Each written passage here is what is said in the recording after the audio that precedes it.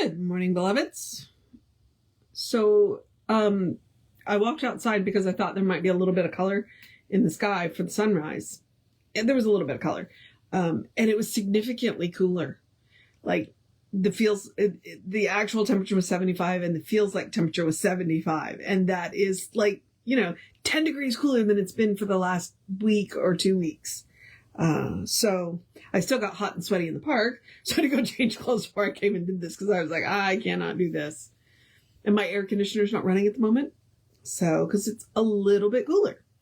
I'm hoping that this is the shift into relative. I mean, the high's still going to be in the 90s. So for the next month or so, but still, All right. So we could potentially finish from the teaching of Jesus today, either today or tomorrow. It depends on how much we talk about wherever we start today. So we're in the Science of Mind text. We're in part 5. We're in from the teaching of Jesus. We are starting on the bottom of 478 with "Let not your heart be troubled," which is John 14:1. "Let not your heart be troubled. Ye believe in God. Believe also in me." His disciples were depressed, having an instinctive sense that Jesus was about to depart from them. They were filled with sadness. It was on the eve of his betrayal that he spoke these words, let not your heart be troubled, with that calm certainty that has ever been given in the believing. With the calm certainty which has ever been given in the believing. He was not afraid. He had already plumbed the depths of human existence and penetrated into the beyond. He knew that he was an immortal being. Our hearts are troubled over many things, and our mental burdens often become unbearable. It seems at times as though a cup of bitterness were being held to unwilling lips, with the demand that they drink. Jesus, standing at the threshold of his greatest experience, foreknew that he would turn apparent defeat into glorious victory from the calm depths of an undisturbed soul. He spoke words of comfort to those of lesser understanding. He told them to believe in God, and because of their belief in God, to believe also in him. Again, he was referring to the individual I as the outward manifestation of the universal I am. We are to believe in ourselves because we believe in God. The two are one. We are to know that passing events cannot hinder the onward march of the soul. The temporal imperfection of the human cannot dim the external integrity of the divine. The temporal imperfection of the human cannot dim the eternal integrity of the divine. Meaning, no matter the mistakes that we make here, it's we can let them go. We can let them go. They will not follow us forever. Especially not if we learn from them and stop making them. So, all right. Okay. Well, the actual title is "In My Father's House Are Many Mansions," which is John 14:2. I would say in the Spirit's house there are many mansions, but there we are. In my Father's house are many mansions. It is a direct quote from Jesus. This world with all its wonders is not the only one that we shall inhabit. There are many others, and we shall inhabit each in time. If this life were the only life, Jesus would have told his followers so. He held out no false promises, never deceived. He spoke only the truth. I go to prepare a place for you. What more beautiful thought than that those who go before shall be there when we arrive. There is no doubt only an expansion of the soul, an enlargement of the experience. But Thomas, who was a disciple, said that he did not know where Jesus was going, nor did he know the way. Jesus answered, I am the way, the truth, and the light. Again, is referring to the individual I, the Son of the Eternal, the child of the Eternal. I am. This child is the way to the Spirit. We approach reality through our own natures and through no other sources. No person cometh unto the Spirit but by me. God is within, and it is here that we meet God. The inward gaze alone can reveal the Spirit.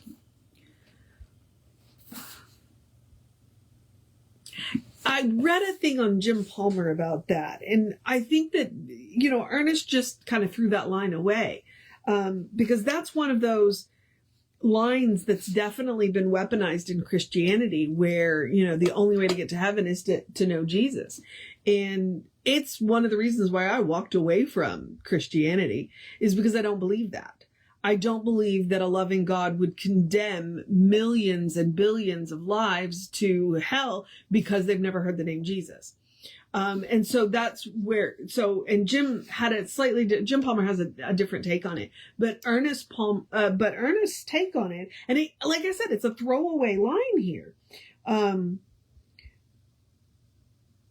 God is within, and it is here that we meet God. We approach reality through our own natures and through no other source. And that's the truth. You can sit in every church, everywhere. You can attend a different religious service every day for the rest of your life and still never meet God. Because you're not going to meet God in a church. You're going to meet God when you turn within. And that is what Ernest is saying here. And that's what Ernest is saying that Jesus is saying. The only way to meet God is to turn within. We see signs of God everywhere around us. And when we meet each other, we're definitely, it's the Emerson line, Job nods to Job, God nods to God. But if you truly want to meet God and get to know God, you have to turn within. All of the external stuff that we do prepares us for that journey inward. Which is, if you're not familiar with the cathedral and the well, that's the idea of the cathedral and the well. Every time we dive down into the well, we bring up a stone from the well, and that's what we build the cathedral out of. The cathedral merely houses the well. It is not the house of God. That's the well, and the well is internal. So I'm not telling you not to go to church, because community is extraordinarily important. Being with a community of people who support each other in their dives into the well is what religion is supposed to be. It doesn't take the place of the dive. You still have to do the dive yourself. And so, and it's just one of those that I think that Science of Mind could talk more about. And the reason why we don't is because we don't want to get crosswise with the rest of Christianity. They already think we're heretics, and this would just prove it. It's like, yeah, we've heard that line from Jesus, and this is what we think it means. And, the rest of Christianity is just going to go, well, you're going to burn in hell. Well, okay, that's fine, except for the fact that we don't believe in hell. So, you can condemn us to your hell, but we're not going to go. All right. Well, okay. Let's see. Who sees the Son sees the Father. John 14:9. So, he that hath seen me hath seen the Spirit. Many think from this statement that Jesus was claiming to be God, but such was not the case. God is the invisible life essence of all that is, the intelligent energy running through all. This life we feel but do not see. We see only what it does, never the thing itself. Life manifests itself through the individual. Therefore, when one manifests goodness and purity, they are revealing the Spirit. They are revealing God. This is what Jesus meant when he said, he that hath seen me hath seen God. He said that his words were the words of God. As all forms of energy return again into their source, so the word of truth is the word of God, no matter who speaks it, or when it is spoken. Humanity revealeth, but does not absorb the divine nature. Humanity reveals, but does not absorb the divine nature. I thought that was important enough to say it again. I'm going to highlight it really quick.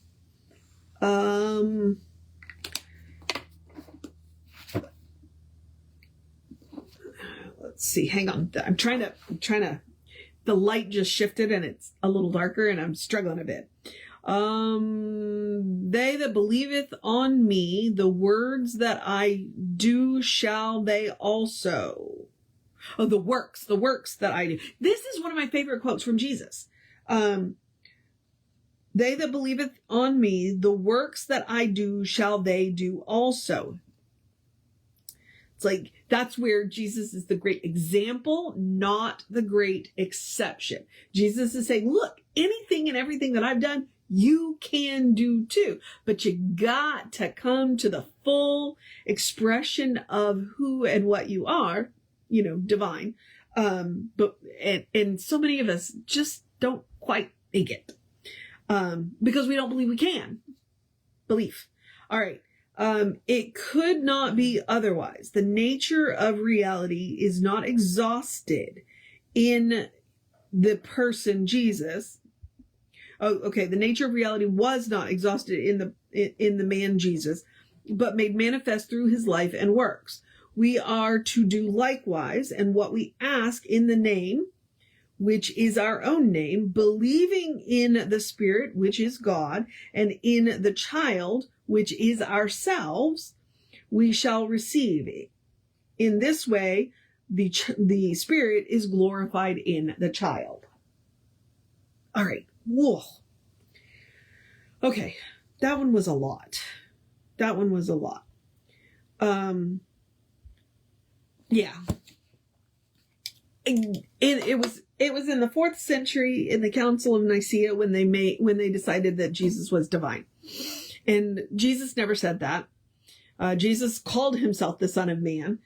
Jesus never said he was divine. Jesus did say, look, I am a child of God. You are a child of God.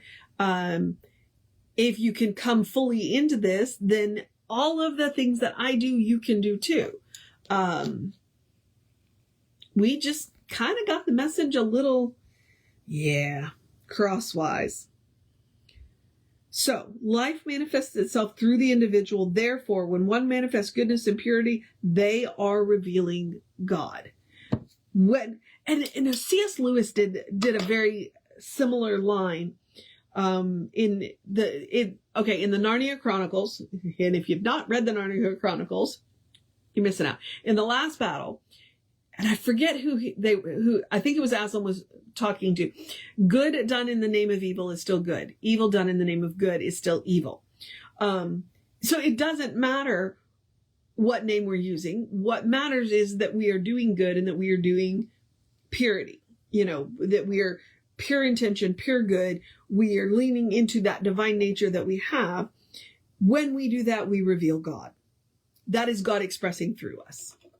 Oh. John is making me work for it. Okay, let me see. Well, okay.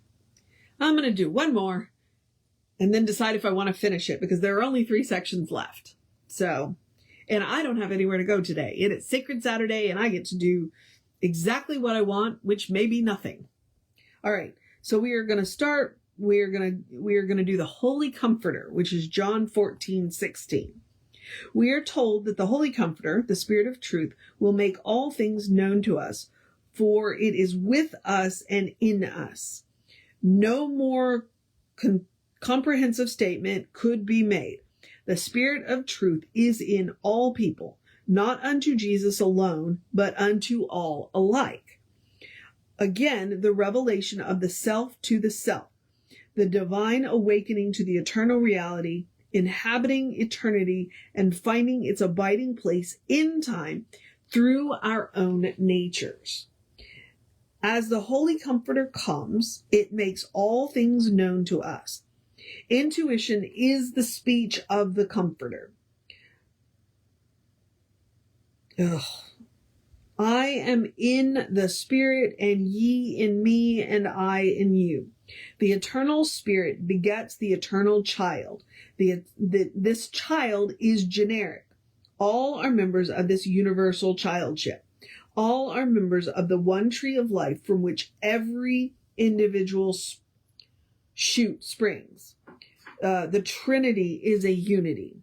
Every shoot. Maybe that's where Jesse got the idea of calling us godlings. From every shoot springs. Or every, that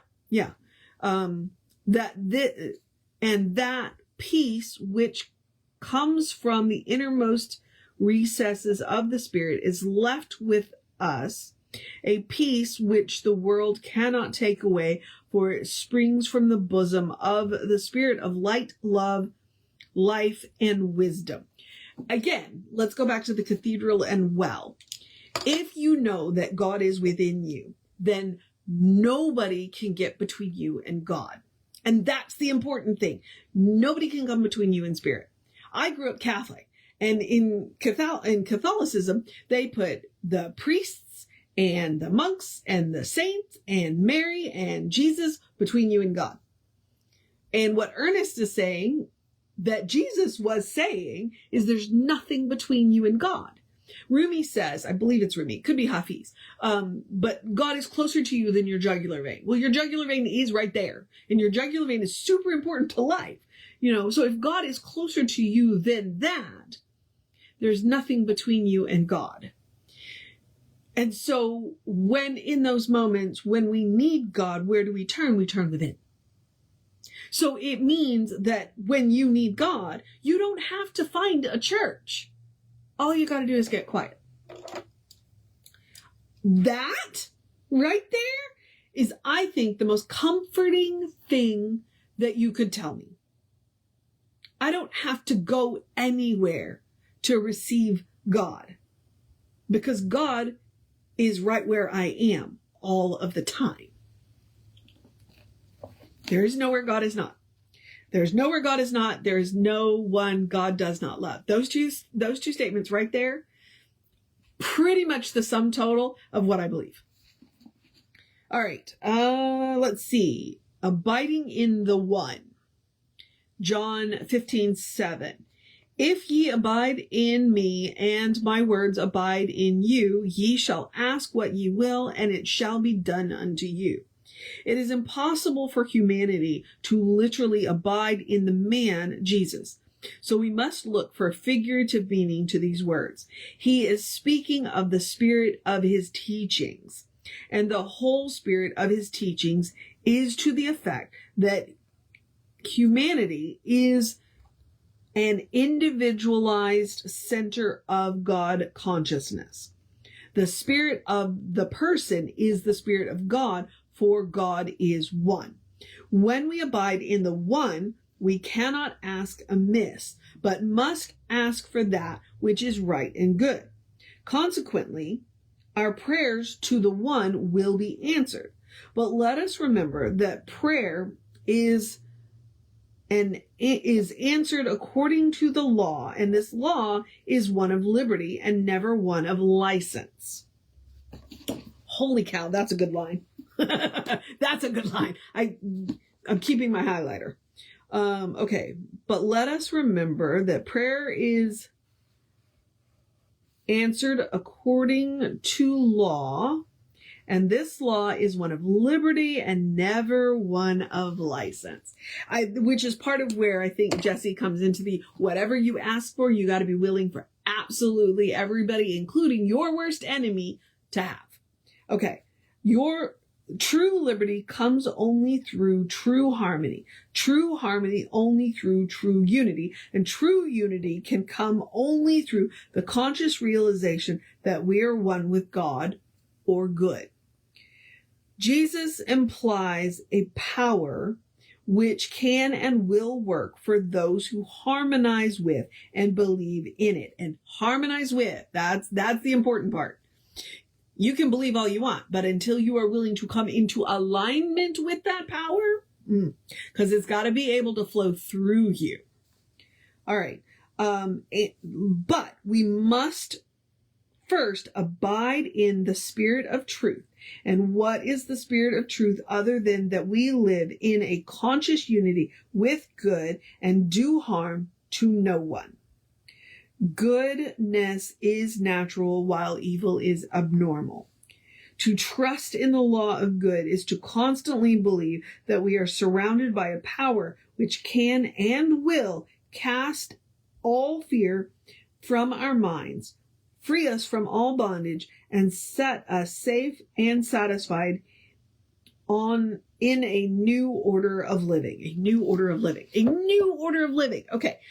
And why is that last part so important? A new order of living. Because we can't go on as we have been. We cannot go on as we have been. If we are truly going to abide in the goodness, if we are truly going to abide in the unity and truly abide in the goodness, we cannot go on as we have.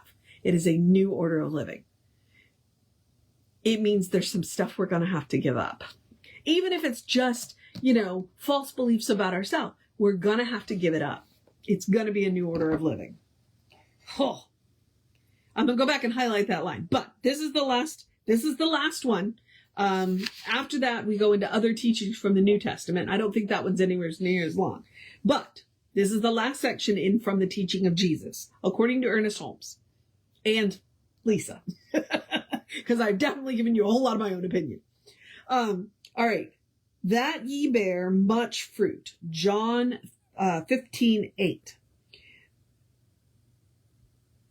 Therein is my God glorified, that ye bear much fruit. When we express a greater livingness, then life is more completely expressing itself through us. A barren tree does not express the principle of abundance and production. So a life barren of good does not fully express the divine ideal. Evolution has brought humanity to a point of self-expression, and it can do no more for humanity than until they consciously cooperate with it. Its law is one of growth and unfoldment. God goes forth anew into creation whenever anyone discovers a new truth or increases knowledge about an old one. Each is a center of the all, and each has access to the all through their own nature. Jesus refers to his joy on the eve of his greatest lesson to humanity. That joy which is full and complete. That joy which no person can take away. The joy of a sense of completion. He was about to lay down his earthly life as the greatest object lesson ever taught. And what was the lesson? That love knows no bounds, and that eternal goodness gives itself to all. God as people, in people, is people. Ooh, I wasn't expecting that. Okay. So, it's kind of where I would just want to slam the book and go away and think about it. Really, honestly. There was a moment that I had at the end of that. Let me go back to the second paragraph. Evolution has brought people to the point of self-expression and can do no more for them until they consciously cooperate with it as the law of growth and unfoldment. God goes forth new into creation. Oh, the new truth. It was the new truth, or increases knowledge about the old one. There's nothing new. There's nothing new under the sun. There's nothing new under the sun. All we're doing is coming to a deeper understanding of what we already know. Yeah. The new thought is not new thought. It's old thought. It's just us coming back to the old thought and finding deeper truths about it.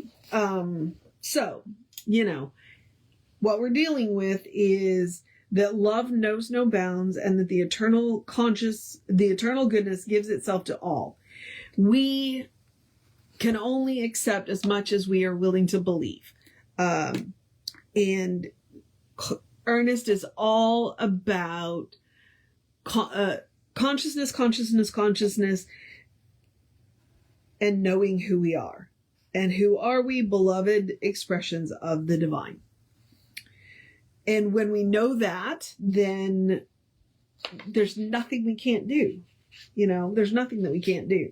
But it's being willing to let go of all of the nonsense and bull that we have been taught about ourselves our entire life. The idea of this sin, being born into sin. Jesus was like, that's nonsense. It's like, look, you're good. You're born good. Lean into your good nature. All right. So that has been the teaching from Jesus according to Ernest Holmes. I didn't know what I was getting into. It's been a wild ride for me. I'm not a biblical scholar, although I do know some. And occasionally I go to the biblical scholars and go, oh, what the heck? If you have not ever seen, Reverend Arthur is like the biblical scholar I know, and he is doing the message this Sunday. So it's like, I would tune in this Sunday, which is tomorrow, by the way. If you can't come in person, because like he raises the roof and brings the house down every time, and he's amazing. But he's just as good watching him, watching him. And he's one of those where like, you're gonna love it so much. You're gonna want to watch it again and maybe again and again. Reverend Jesse is, very Socratic. He's got that Socratic method. Good morning, Laurie. Where, he asks the question and doesn't really answer it, but kind of answers it, or he at least points you to the direction. Reverend Arthur is not that. Reverend Arthur is he's gonna bring you to his point and then drive it home. So, and he is the biblical scholar. He is the person, anytime when I was in school and I had a question, he is the one that I would go to. So he is the one I would suggest. So we're finished with the teachings of Jesus. From here on out, we are going to move into the other teachings from the New Testament. I have no idea what this is going to look like. So again, I didn't know what I was getting into with the teachings of Jesus. So we're just going to work our way through it. And yay! Here we go. Oh, part 6 is the meditations. Woo, that'll be fun. Okay, so here's where I'll just do the quick housekeeping. I'm going to remind you, easy way to support the center, engage with our social media. We are Creative Life Spiritual Center, Creative Life Spark on the social medias that we are on. I am the running Rev Ryan on the social medias that I am on. Go like, subscribe, click, follow, share, comment, do all the stuff. And bump us in the algorithms. You want more information about the center?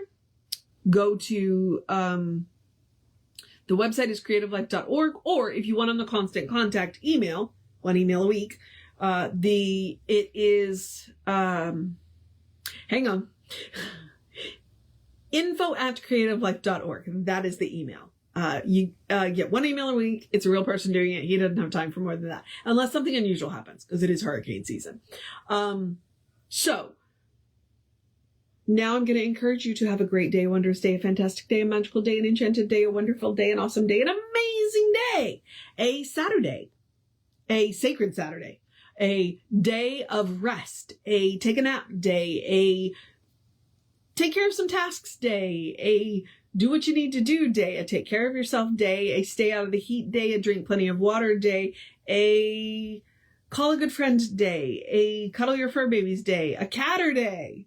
I'm going to have a catter day, a good day. And if that is too much pressure, simply have a day. You are enough. Just as you are. You are a beloved expression of the divine. You are a beloved expression of the divine. You are a brilliant light, a divine spark. You are spirit in motion. You are God in action. Or as Reverend Jesse likes to call us, you are a godling. All right? Explore the truth of your being. Explore the truth of your being. Just let go of everything that you have ever thought about yourself, been told about yourself, heard about yourself. Just let all of that go. Let all of that go and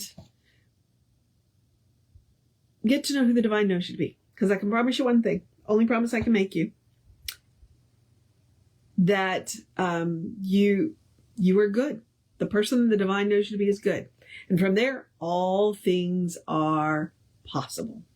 All right, beloveds, I am going to go and move into my catter day and go cuddle with my fur baby cats and probably take a nap. I'm going to remind you, Reverend David will be on around 5 p.m. with you. And then I'll be back with you around 9 a.m. We'll start the new section tomorrow. And then, like I said, Reverend Arthur, he will raise the roof and bring down the house. Totally worth watching. So take care of yourself. Know that you are loved. And I will see you next time.